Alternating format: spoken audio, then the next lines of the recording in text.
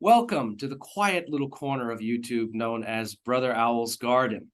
I'm Brian, and I honor your presence here today, as well as honoring the presence of my great friend, my brother, coming to us again from Hawaii, Reverend Bob Belcher. Welcome, Bob. How are you? Aloha, my friend. I'm doing great. And as always, a pleasure to be back on your channel and to be able to hang out with you for a bit. So Absolutely. Come by anytime. Sit, talk story.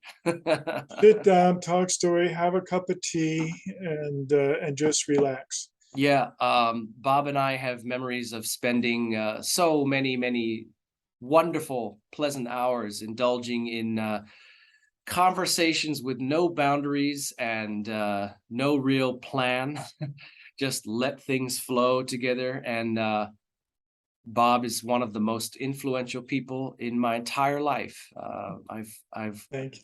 Yeah, I mean, I've acknowledged how I can see that you have shaped a lot of my own personal growth and evolution and all of that. And I honor you as well as acknowledge you for that. I'm grateful. Yeah, thank you, Brian. It's we really don't know the impact we have on other people's lives. We just kind of go through life doing what we do and following our interests and that kind of thing, and to be able to have a positive impact on somebody's life is that's cool. I like that. That's Yeah, I mean, on the macro higher aspect, I'm aware that we are not responsible for, and we're not to be concerned with the results, the fruit, the reach of whatever it is that is our sacred offering. But on the local, subjective, human side of things, still feels nice when yeah. some feedback rolls back around and somebody, for example, somebody in the comment section once in a while will deliver a comment of a response that is so acknowledging and fulfilling and meaningful to me that oh, that's why I'm doing this. Right. And even if it's one, that person was meaningfully impacted, and that's full circle for me. So The fact that we can positively touch another person's life, that's a very positive thing. yeah. You know, we go through a lot of spiritual study and psychological study and the study of people and history and all of that. And it's something, I've always had a large library, and it's nice to be able to go there and pull something out and read it. And I was realizing something the other day along what you're talking about is um, it's you know, we do the kinds of things that we do. You and I have been involved in spiritual studies, metaphysical studies for years. For me, it's been close to 50 years that I've been studying, 45 years that I've been actively studying. And one of the analogies that I use, because I've begun to ask the question why, why am I doing this? And one of the answers came to me was that if there is somebody in the water and they're drowning or having a hard time, it's easier to pull them into the lifeboat from being in the boat than it is to push them into the lifeboat from being in the water. Yeah. You have to be above it in order to help out, to actually have an impact. Otherwise, you're helping somebody else drown. Yeah. And, and it's one of the questions though that I've had. You and I have talked about this. We know that we are of the creator's energy. I always kind of have the resistance to using the word God because it has so much stuff attached to it. But there is clearly a creative energy in the universe. You and I are both Reiki masters. When we do a Reiki session with somebody, we can feel that energy coming through our hands. It's very distinct. Sometimes it's extremely intense. I've done sessions for people, distance sessions, where I've literally passed out when I'm working with cancer people, for instance. And it's so intense that it just knocks me out, and I have to go and run my hands under cold water to, Yeah, I haven't had that experience, but you've told me about that. yeah. Well, it's when I was working with our kahu, and he always knew, he could feel it Right, when I was giving him sessions. I feel right, it when you give me sessions. right. I always know. And so we know this energy is in there. And you said something rather profound, which I'm going to rip off and put in my book. but but um, but you accurately said that we don't find God out there. We realize God from within. We realize that creative energy. If that's not exactly what you said, or at It's least it's yeah, close to it. the words I use with that is God is not known with the mind, but is experienced in the soul. That's better than what I would have said, but I like it. I won't rip that off because I won't remember it. I have to review this thing just to find it again. While I'm listening, I have to let Chuki, my little kitten, in the house. So hang on. Okay. Okay. Well, the point that I'm getting to is that we realize this God spark. We Yeah. realize this God energy. If we think about it, it is the thing that makes it all work. It's why psychic energy works. It's why Reiki works. It's why ESP works. It's why telekinesis works. It's why all these things work. They all work because it's all part of the field. We're in the one field, and we access it differently. Even the surface dwellers, the people who I call the don't go deep. I call them surface dwellers, and they're content with where they are, and they don't need to go anyplace else. They'll catch up next lifetime. It's whatever it is for them. So that's not a value judgment on them. They're on their path, whether they know it or not. And You can't be off the path. you can't be off the path. There is no off the path. You can I kind of slug along and drag yourself along it and maybe even stop. I'm not sure, but you can't be off of it. I've learned that. There's no I've off. learned that too, and I learned it the hard way. I in a previous interview, I said that that thing about, well, okay, so you have all this knowledge, you still have to pay your bills and all Right. that. You still have to live. You still have to deal with the mundane world. You Yeah. have to do it. There's no way around it. Yep. And so I just sat on the side of the path for a while. I said, okay, done. Why should I bother? I still have to make a living. But I did find it unsatisfying. I By the way, found that's that, part of the path. oh, okay. In the same way that I would say that doubt is part of faith. Yes, I think so. You know, look at this YouTube channel. Do you think that I don't ever have the thought, why bother? You're not reaching enough people. This doesn't really matter. You don't need to do it. Do you think I don't ever have that thought? I do. And Sure then you do. I'll say, no, no, no, no, no. I meditated and got quite clear about why I was going to create this channel before I did it. And I know what it is. A platform to share whatever I can offer. And that includes bringing in wonderful souls like you and many others. And that's it. I'm not responsible for, nor to be concerned with the No, ripple effect out and how that affects somebody else. And is it adequate? Is it worthy? That's not my part. That's not my no. kuleana. And It so reminds just me of the story. go Oh, ahead. go ahead. No, I was gonna that say, it was reminds me of the story of the guy walking down the beach and finding starfish washed up on the shore, and uh, grabbing them and throwing them back in. And somebody says, "Well, you can't save all those starfish. What does it make a difference?" Says, "Well, it makes a difference to the one I do toss in." And it's the same thing. absolutely. It's I just the remember, same. Bud, I remember teaching that story when I taught English in Taiwan in 1991. Oh, now you know how old I am. But I can remember teaching that very story. And I remember the last line, it matters to this one, Right. It matters to this one. So doing our share. we're just doing our part. And if the things that we can share with somebody just gets one person to thinking, just one, it's all worthwhile, because we don't know where that one is going to lead. We don't know how many people that one will interact with, or what direction that soul Oh, will take. sure. And And we And I can't be think, Bud, that responsible for that. you're answering the question, why bother? Why do it? I mean, the answers are unfolding before us in different. But there's another, a bigger why. I have a Uh-huh. bigger why connected to it. I mean, I'm right with what you're saying, but we know, and I mean, knowledge come from experience or empirical data. So we know it's not something we read and we believe. We know from experience that we are part of this creative force energy, this God energy, this universal energy. We know we're part of it. And we are told in our religious traditions that we're children of God.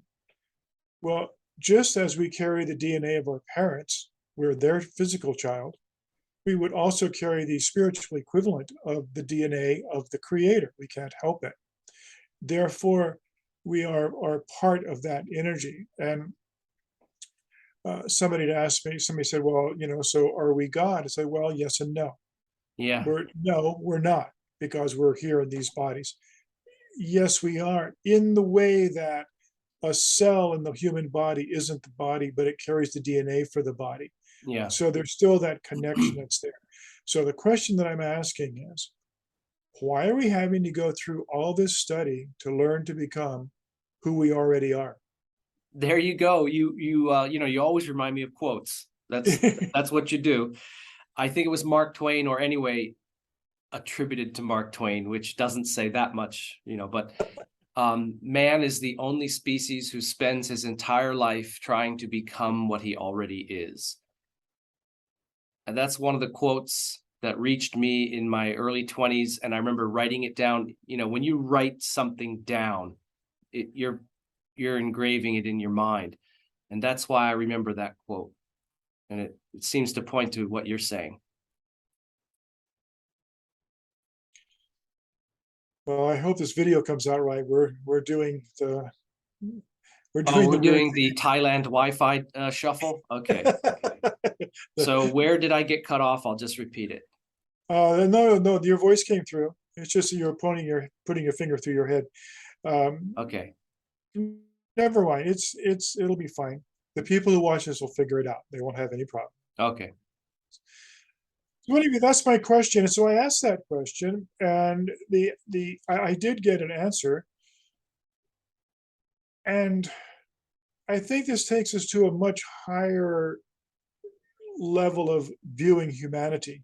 We can't view it from the viewpoint of all these individual bodies and male and female and countries and all that stuff that we have that gets in the way of our inner essence. The answer that I got comes from an inner essence place. And that answer was that you, being humanity, created this situation. And the only way you can get out of the situation is to uncreate it. And to do that, you have to know who you are. And you can't know who you are as long as you keep being stuck in this loop. So, are you familiar with David Icke? You Yeah. familiar? Yeah. He's just written a book. I heard him talk about it, and I ordered. I haven't gotten it yet. It's called The Trap, and it makes me. He brings up this very question, and then I thought, and I thought, oh my goodness, good. I'm not the only one asking this question. We never are. I know. And so there's an image that came to me from this, and it's going to be blasphemy and heretical and everything, but we have this picture of heaven and earth. So we know from our studies and from our experience, we have this thing that's reincarnation. We're born onto the planet. We do whatever we do. Our bodies die. We go back home. A lot of religions call it heaven. And then we pick up another body and go do it all over again. And we keep doing it over and over and over and over and over again. And the teachings are that, and I've taught it, that this is a school, and I'll continue to say that because I think it's true within this Yeah. context. I It's think the there's a bigger school and the context. triage. Yeah, but I think there's a bigger context, and my whole life I've been working within this context, and I'm beginning to think that there's a bigger context. There's a bigger context that this existing reincarnation, birth, death, heaven, earth, etc. I think there's a bigger context that is within. I think there's a much bigger game, and game here, just to go through it again, an activity with players, a playing fields, rules, objectives, and a way of keeping score. So it's not like it's a frivolous game. It's And a just lot a of activity. NPCs around. And a what? A lot of NPCs around as well. NPCs, Non-performing characters. non-performing characters. And that actually is something that David Icke was talking about in his book. So I look Not forward to reading surprised. And I it. have to tell you, if I could, when you said the name of the book is Trap, I never heard of it. I I don't can't think so. believe It's it. just now coming out. Okay, well, I never even knew about that title, and I I just wrote down yesterday or the day before. I keep a list of, well, maybe I'll do this topic next, like a topic bank. And I wrote ego traps and soul traps is going to be an Soul episode. Trap. And now you're talking about a new book by David Icke that just came out called Trap. And I wonder if he's going to talk about the same things. I wonder if I picked that up from the minefield kind of thing. It's I from what he was talking about, I heard an interview with him, and what he was talking about, it's a soul trap, and There it is. and it's this this loop of reincarnations and heaven and earth and et cetera and so on. And the image that I got, and it's I'm so glad to hear the interview because it's something that I had been thinking about for weeks and just trying to wrap my mind around it. Like it didn't make sense. There's something about this whole thing that didn't make sense. I know it's the way it works, but I know there must be something bigger on the other side of it. There's got to be something bigger. I mean, I'll give you an example. I get into following these NDE stories. I find them really interesting. Now, here's an interesting aspect of it, something I've asked. We live in a universe with literally billions, if not trillions, of planets. And to think that we're the only, and I don't want to say intelligent life form because I question that. I question the intelligence part of it. But we seem to have this attitude that we're the only ones around. And What we named it's ourselves, ludicrous. Homo It, sapiens sapiens, the wise, yeah. sapientia, wise. So it doesn't make sense to me. Where I live, I can look out into the night sky and see the Milky Way. I mean, we live in the middle of nowhere, so we're pretty remote. Yeah, we're out on the arm. And no, but I mean, where my house is, Oh, right. I'm deep in a rainforest and all of that. So there's no street lights around. There's no light pollution. There's none of that. And it is the Milky Way is so bright that I can see my shadow on the ground at Wow. night. And just to prove that I could do it, I actually read the newspaper by the light of the full moon. That's how dark it gets here. By the light of the full moon, well, anyway, the starlight is thousands of years old. That's reaching you, by the way. As you know, some of Oh those yeah, stars that are shining on you now may not be there anymore. I've thought about that many times. I thought, wow, I'm looking into the past every time I look up into the sky. But my point is this: so to think that we're the only creatures in the universe is just ludicrous. It's an ego trip. It's not Yep. possible. And my theory is the fact that we're here proves that they're there. So Absolutely. now the question is this, going back to the trap. In every one of these NDE reports, and I've probably seen 100 of them by now, not once do you ever see a non-human. You'll see animals, birds, horses, dogs sometimes, but they're always humans. Oh, I saw my brother and my cousin, my dad, and my friends, and oh, I recognize these people from other lifetimes, et cetera, and It's so never on. a humanoid or an alien kind of thing. Well, Right. angels, Now, though, which are not human. So, but however, they are creatures of that universe, of that dimension. right. So if you ask the question now, this looks like a closed system. Like within the context of this heaven earth system, I mean, it's a beautiful system, I get that, but it's closed. So now I have other questions.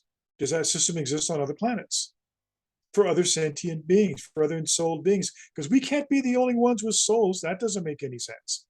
That also is just as ludicrous as thinking we're the only ones here. So it may not make any difference in the long picture, but there's a much bigger picture to consider. And my question is, if one gets off the wheel of reincarnation, that doesn't mean you just stay in what we call heaven or home. I begin to think that what we call home is actually just an R&R center. You know, rest, recuperation, reinvigorate. Oh, what kind of life am I going to have this time? Remember. Go to your guidance counselor. What do I need to learn this time? Okay, I'll pick that life. Mhm. What kind of games do I want to play with other people in my soul group? I mean, there's a whole bunch of stuff going on there that from this perspective we can't see, but I'm asking the questions. And that you can't get the answers if you don't ask the questions. And it's really important to ask the right question. And of course, the other thing is I always have to be careful of what questions I ask because I realize that the universe gives answers with experience. So never ask Mm, questions you don't want the answer to. Don't mm. say, how could somebody be so stupid? Because you might find out by Yeah, being that let's stupid yourself. demonstrate. The Right. universe responds with, let's demonstrate. Yes. We will show you. You ask this question, we'll show you. I ask questions like this. How wonderful can my life be? There you go. You know, I'll give you ask the one. question. I'll give you one. What wonderful, amazing thing have you got for me to experience? Show me, Right. surprise me, send that out. Make sure it's Exactly. wonderful and, helps you in some Exactly. way. Not that the universe is out to get you and would It's want to not trip you that. if you didn't use the right word. Of course No, not. no. It But be just simply specific. responds. Yeah, It just simply responds. when you want to manifest a beautiful house with a nice green piece of property and fruit trees, specify which fruit trees. That's an inside joke with Bob and myself.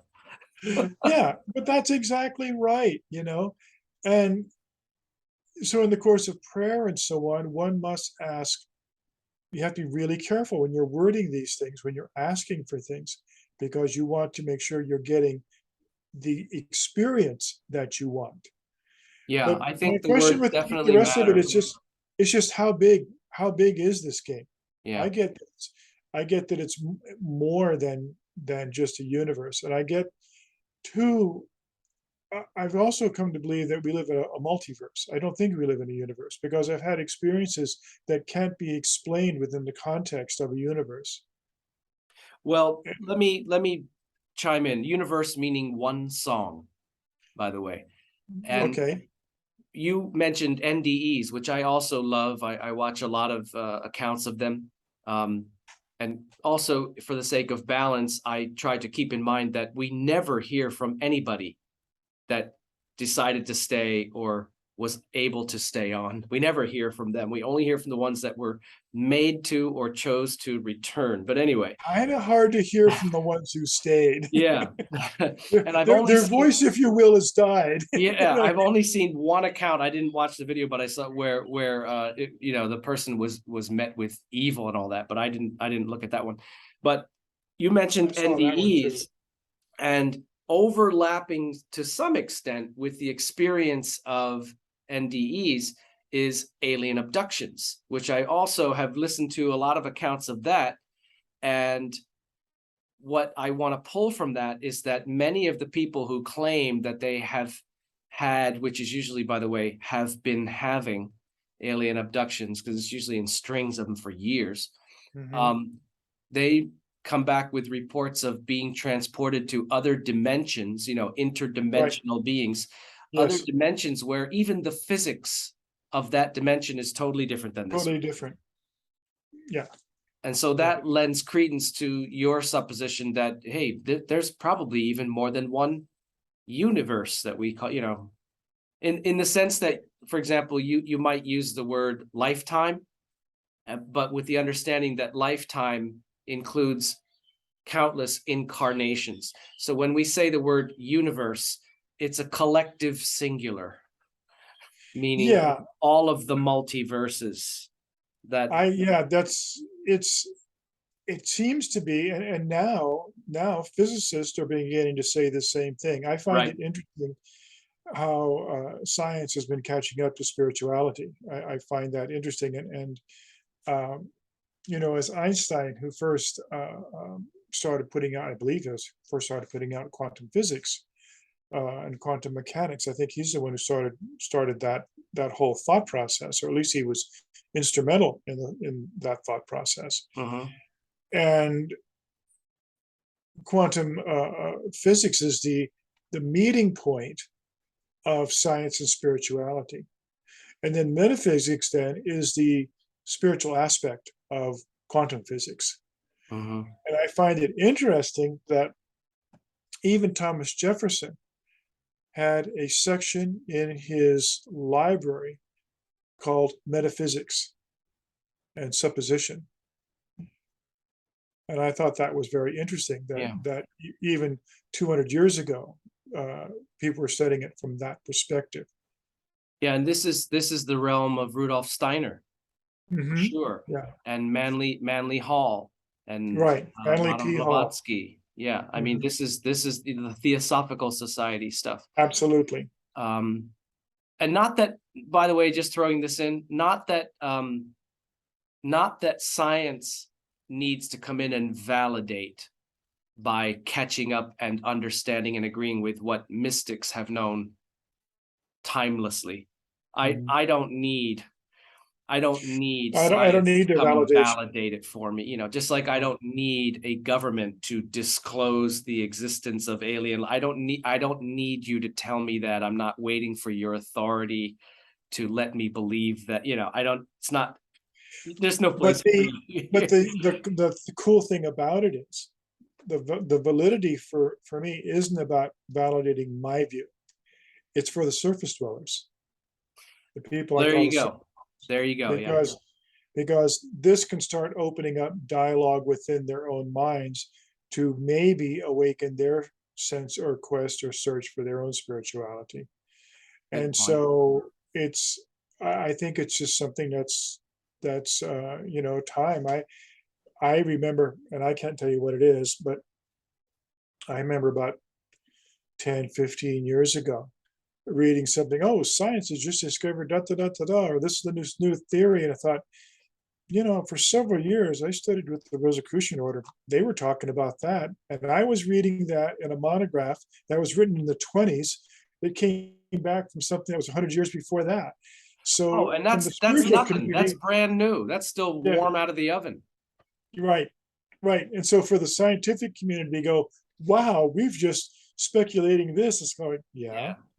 Meanwhile, And the human species in one form or another has probably occupied this and other planets for million years or more, or more, or more. and all these things that we think are new, no, they're just rediscovered with a 50,000 year gap between them. And I definitely believe that there were many, let's say several, okay, several very advanced, far superior to where we are right now in spirituality, awareness, and also technology, civilizations that existed before us, and some kind of cataclysm seems to wipe them out. Yeah, Um, I don't know that it's on an exact schedule, but let's say roughly 12,000 years schedule. there's I'm not sure. there's oh gosh, I came across not too long ago. They're thinking in terms of five major civilizations that have come and gone, That makes and sense. it's on a 20,000 year cycle, and it has to do with the orbit of our galaxy Yeah. through which also orbits within the universe. Everything Yep. is in motion. There's nothing Big that's gyroscope. nothing static.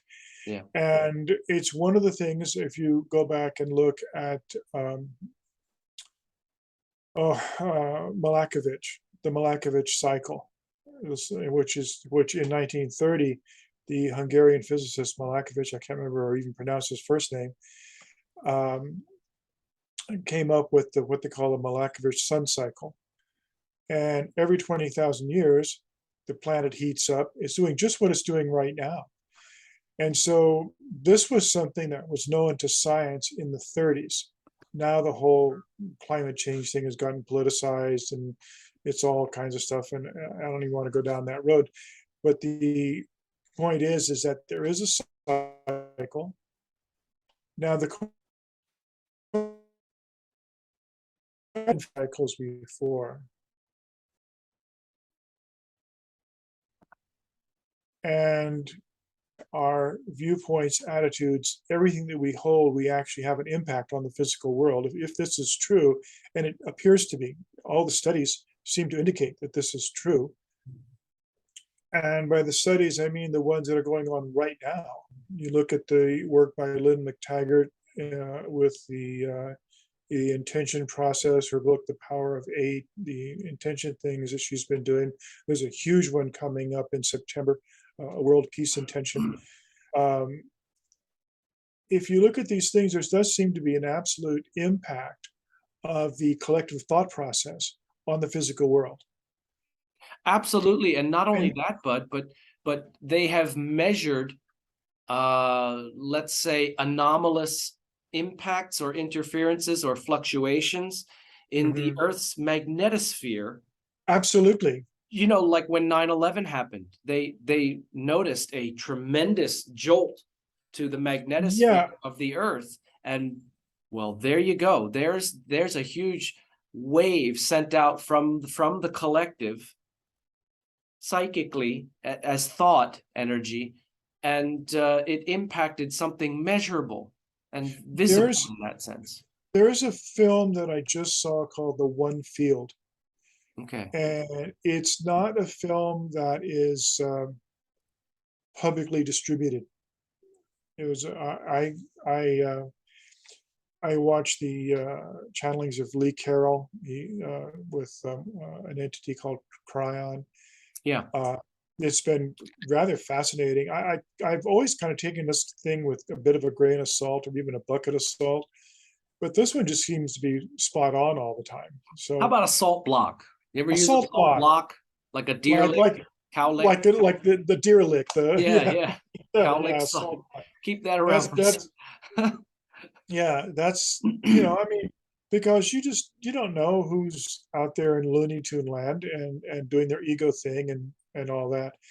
This guy seems to be pretty spot on, and everything he said and where you're operating from comes from this place of humility and I don't see with ego. And he tells his story about being dragged kicking and screaming into this whole channeling thing. He was an audio engineer. He had no interest in this. It wasn't Yeah. what he wanted to do. And it's quite something to listen to him tell his story. But the point is, they talked about this one field, and one of the things they talked about was just what you were saying, that they were actually seeing, they're watching a decrease in the magnetic field of the planet.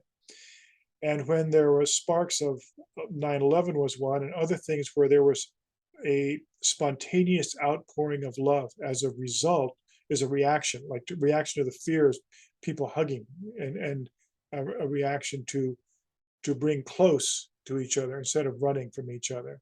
A fearful event happened and people came together going, oh my God, this terrible thing happened. They watched a spike, a rise in this electromagnetic field, this magnetic field. And now you look at all the violence, all the stupidity, all the craziness that's going on, and the field is shrinking and shrinking and shrinking and shrinking. So it's a direct result of the fear-based energy that's being pumped into this public psyche. Yeah, and but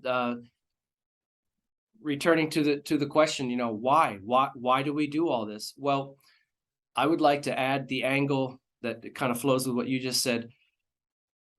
The Everything that each person is being, let's think of it, Nikola Tesla, vibration, frequency, and resonance.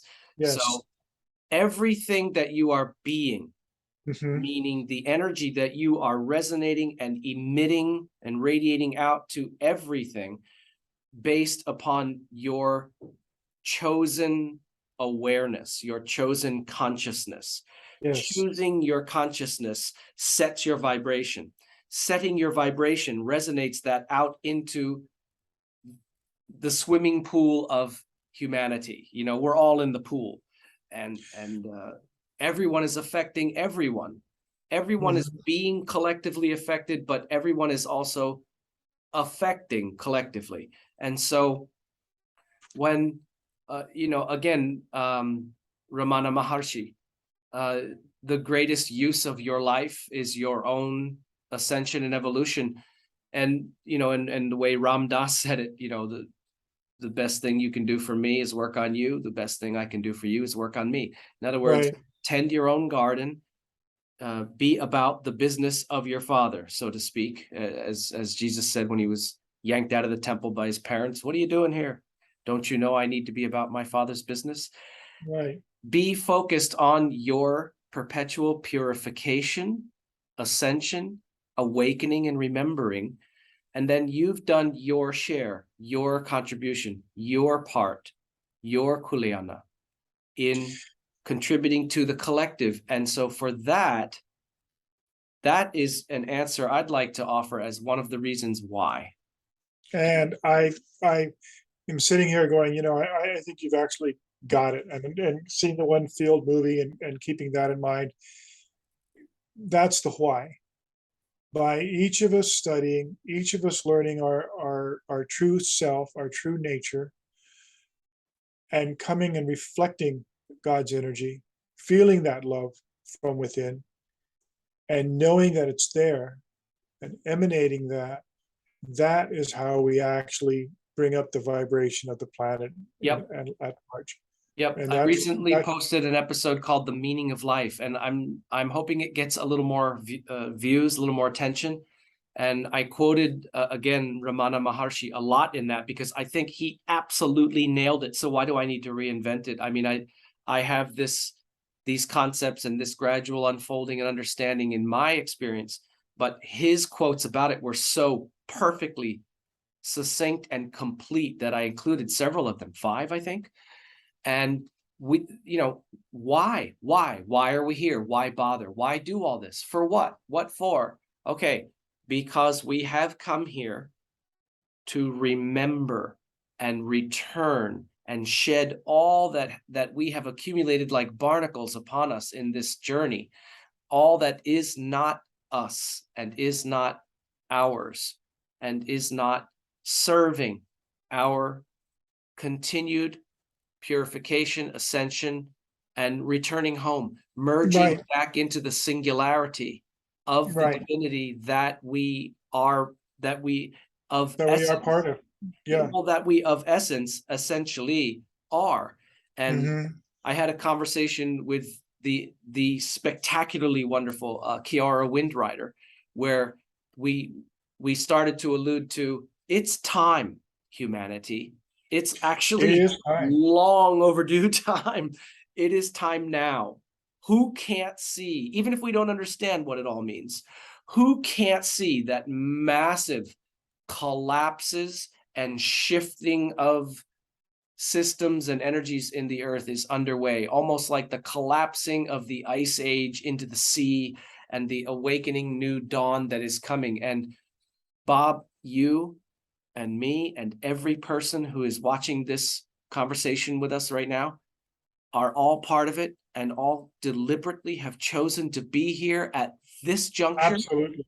Absolutely. And that is part of what our purpose for being here will serve.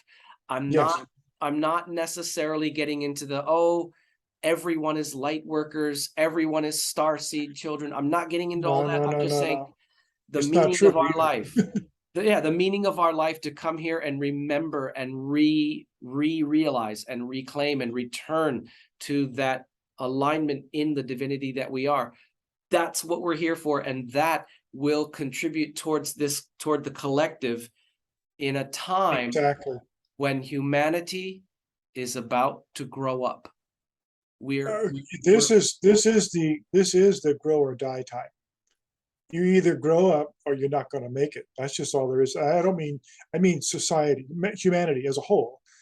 Um, and a phrase that I picked up in one of the trainings I was in the late 70s. I think it's apropos here. I don't necessarily need to understand it all. Yeah, I need to know that it's there. And so the phrase was, understanding is the booby prize. You just have to get it. You don't need to understand water in order to get wet.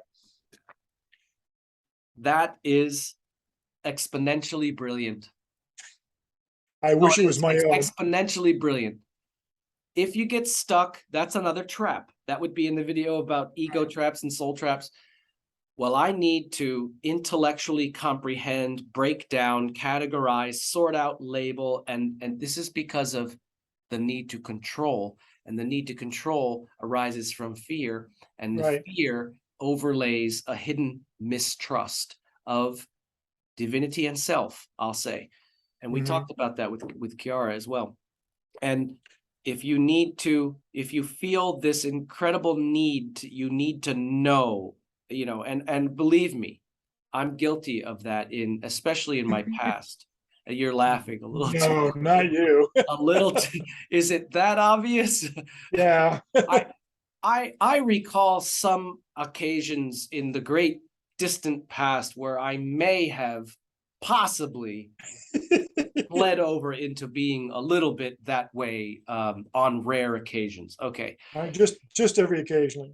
When I first met Bob, I would say that I was the most intellectually top heavy and scrupulous, need to know, wait a minute, stop, back that up and say that again. I need to break this into pieces.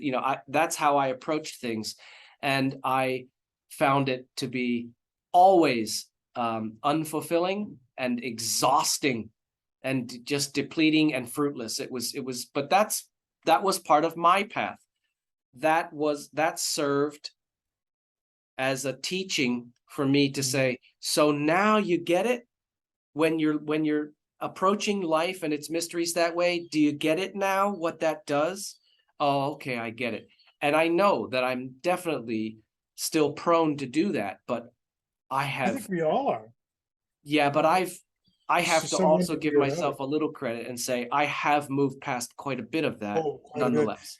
I may not remember the actual conversations, but I do remember you and I having many conversations, in the vans coming home from work Yep.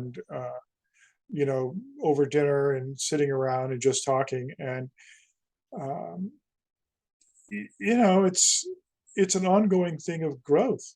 It's an ongoing thing of growth and awareness. And sometimes it's just you get an idea rattling around in your head, you start asking the questions. Well, you start asking the questions, the universe is going to give you the answer.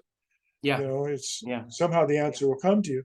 Of course, you do have to check and make sure it's the right answer, but I within the context of our experience, we've known each other what, 25, 26 years, something like that.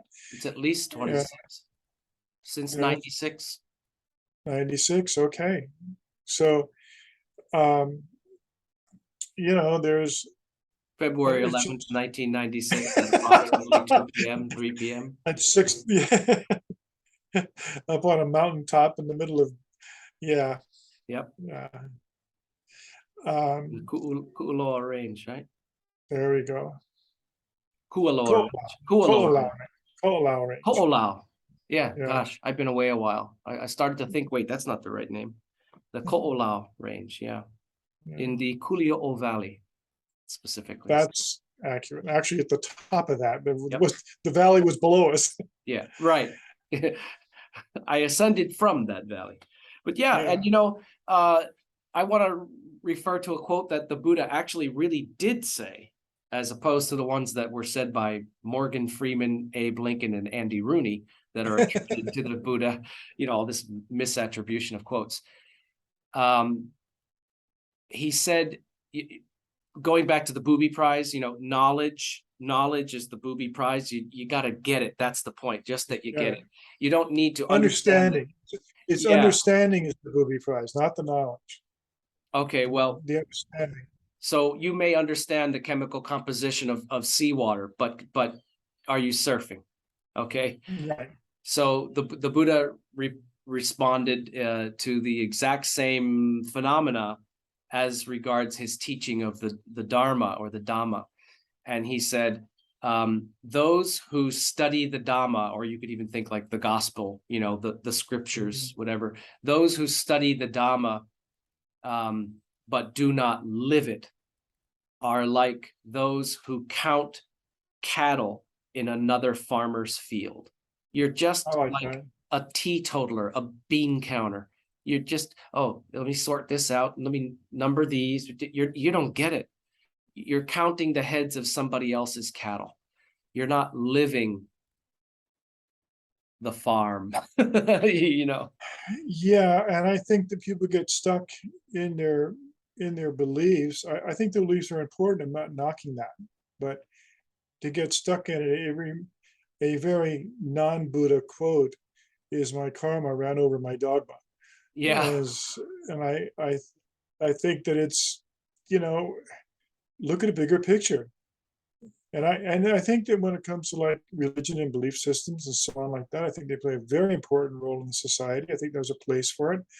But I look at it as kind of the starter field for what you and I do. Kiara It's and a I place to spoke the start. exact same It's observation. It's a place that certain soul, and we've been there, maybe not in this lifetime, but well, to a large extent, I came from that mhm. into this I lifetime. remember. Yeah, and I had no idea the extent to which it was conditioned within me, to the point that I thought that was me. I thought that was mine. And they certainly have a use, and they will Oh always be yeah, around, and if you eliminate them, new ones will be created because people need them. But people need them, and I say this gently and delicately and non-judgmentally, depending at where in the scope of their awakening they happen to be at this moment. I completely And we agree. we were all lower in our awareness process than we are right now, and we will all be moving higher later.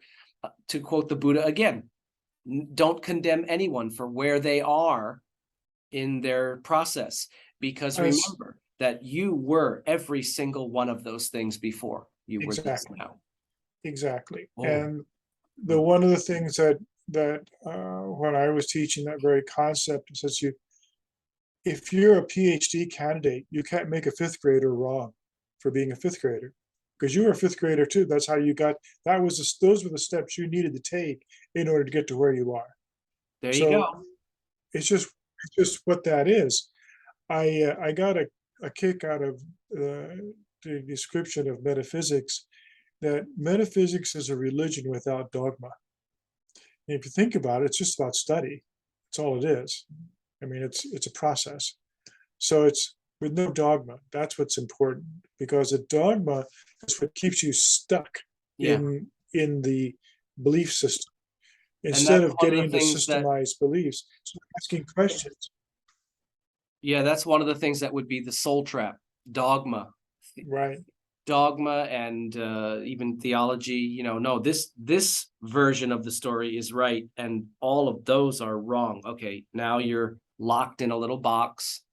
And here's one of the things about that. People keep getting stuck in the story, and they miss the lesson that the story is trying to tell. There you go. There you Right? go. And that's why, uh, well, I know that Catholicism uses the word syncretism. I don't know if that belongs to Catholicism, but syncretism is basically what they mean is cherry picking. You're taking bits from this religion and that tradition and this, and you're putting it all together and making your own. Well, yeah, because of recognition. I recognize that that is a truth. Oh, I found Right. it in Sufism. I found it in Taoism. I found it in whatever, and Whatever. then I also equally reject and decline across the board as well what doesn't resonate as true for me, that I don't recognize as being of value. And Um, so that's what we do. Brian, when I look at religions or belief systems or politics or any of this kind of thing, it's watch when people are trying to stick you to a belief system, a belief thought, because look where the control and manipulation is. Yeah. So it's something I'd said before. We've grown up with this phrase that knowledge is power. Well, that's not true. Knowledge is knowledge. Knowledge is static. Knowledge is knowledge.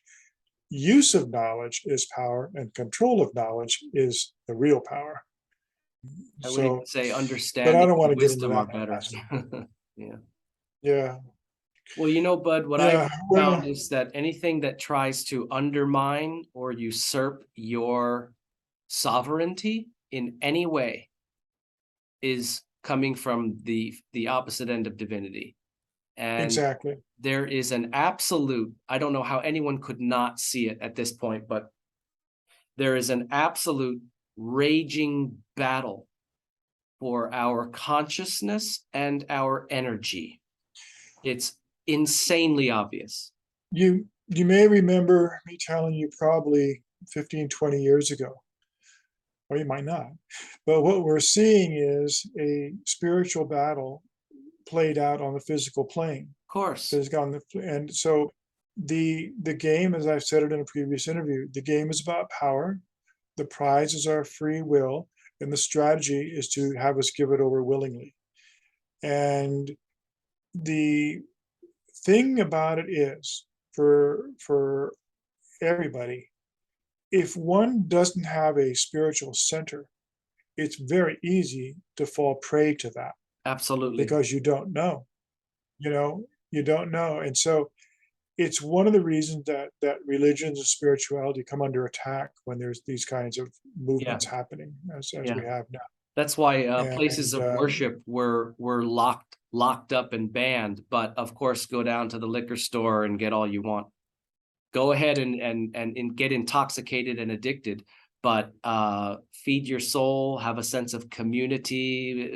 No, we can't have that. I thought in California it's brilliant that the minister started holding services in a bar. I thought that was just Oh, sheer brilliance. I didn't hear that, but that Oh yeah, no, he did. He hooked up with a bar owner and he started holding church services in the bar every Sunday, and that's well, how he did talk about loading up on spirits. it. So, Well, but we that's kind another of answer to your question of why. That's another answer of why.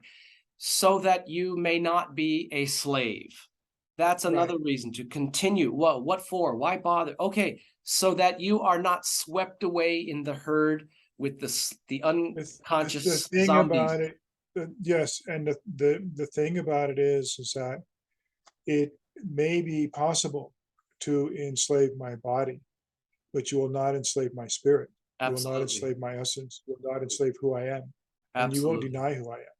You know, I'm very clear about who I Yep. am, and There you go.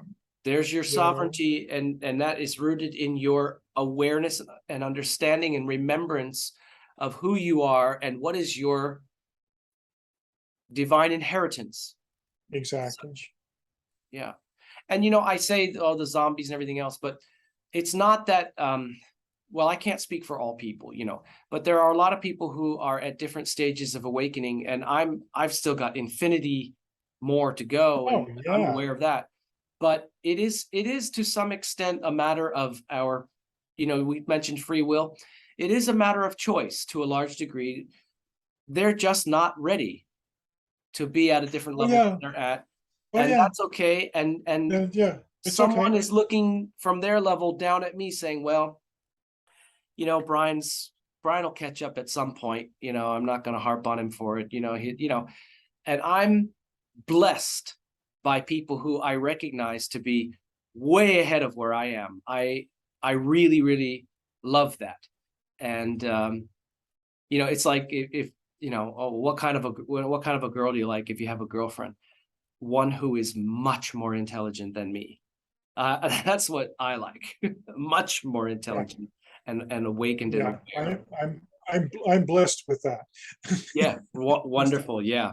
Uh, there's a lot of very wise valisms that need to be written Oh down yeah, and saved as well.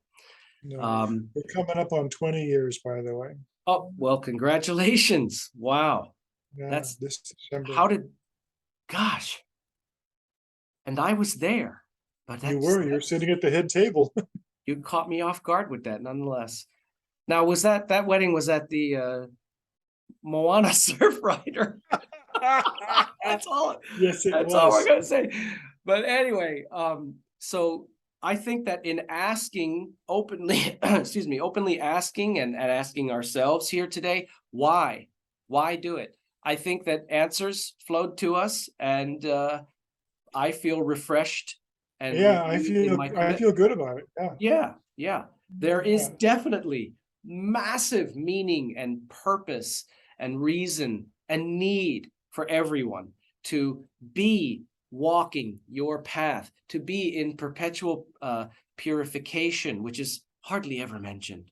But I can tell you that as you engage and allow yourself to be purified, purified meaning let things go that are not serving you. If there is something that is causing a huge drain to you or is, well, you know what they are in your life. You don't have to think too hard.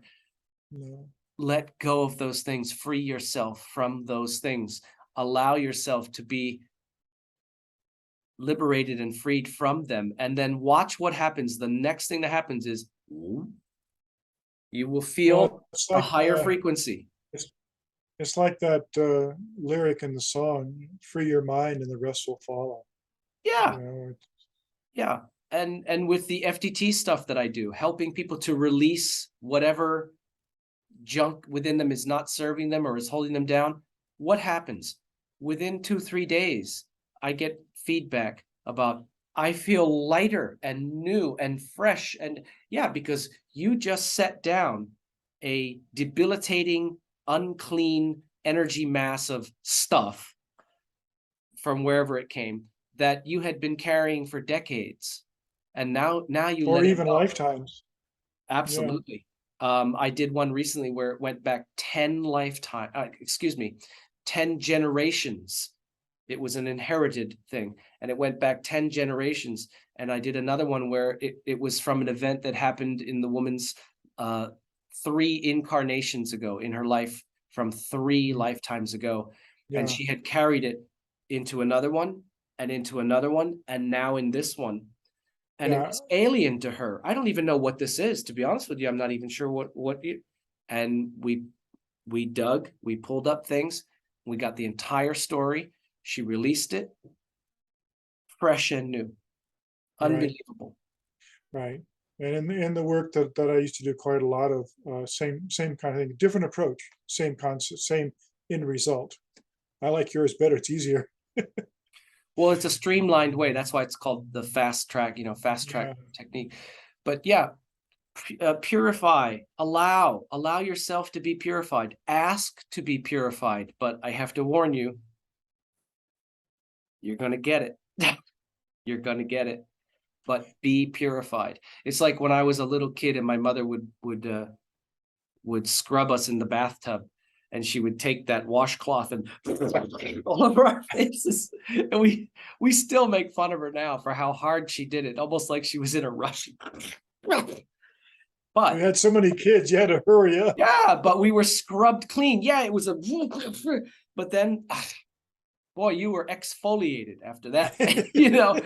So I encourage everybody, ask to be purified, but just understand that it's a kind of a detox. There's almost a disciplinary kind of aspect to it in a way. I don't mean to say that word, but it can be a little bit harsh, but let it go, Well, because on the that's other side of why it is infinitely better. Always, every time, guaranteed, promise.